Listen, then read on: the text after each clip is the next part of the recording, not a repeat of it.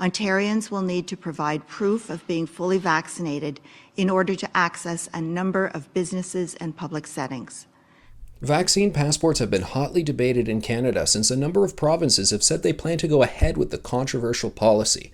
So many different aspects and elements of the vaccine passports, they've been broken down, debated about, discussed among many people, but I feel like there is one aspect, one element that is not getting the attention it deserves. And that is the basic fact that vaccine passports are not just for adults, that they're going to apply to our youth, to children as well. Now, not small children, of course. Vaccines are not approved. They are not available for those under the age of 12.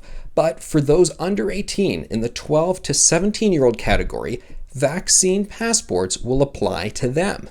This means that our youth, who I think have already disproportionately suffered the harms of restrictions and lockdowns, despite the fact they are the lowest risk from COVID-19, they are going to face yet another hurdle, yet another restriction on their lives. How do we feel about this? I'm not asking how do we feel about vaccines, how do we feel about the vaccine passport for adults, how do we feel in particular about applying this policy to 12-year-olds when we know, as many pediatricians have said, that COVID-19 in kids is actually less severe than influenza. That we know that while many side effects for the vaccines are very rare, well, they are actually highest among the younger age cohorts. What does it say about our society that this has really been an afterthought, the fact that the vaccine passports are applying to our kids as well? I think far too often throughout the course of the pandemic, kids and youth have been an afterthought, and that's just wrong.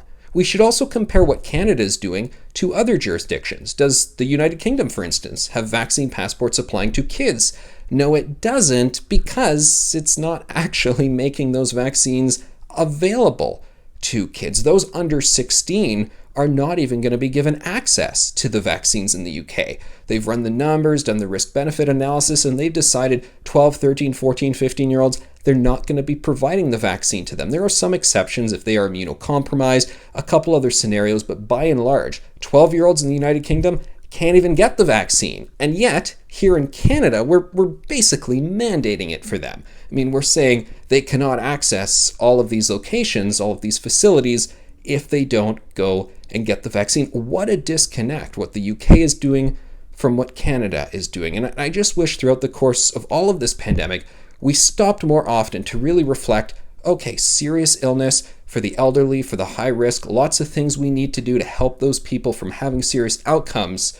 But the kids, should we not be reflecting more on the harms that we're doing to them and whether or not these restrictions we're placing on their lives is really necessary after all?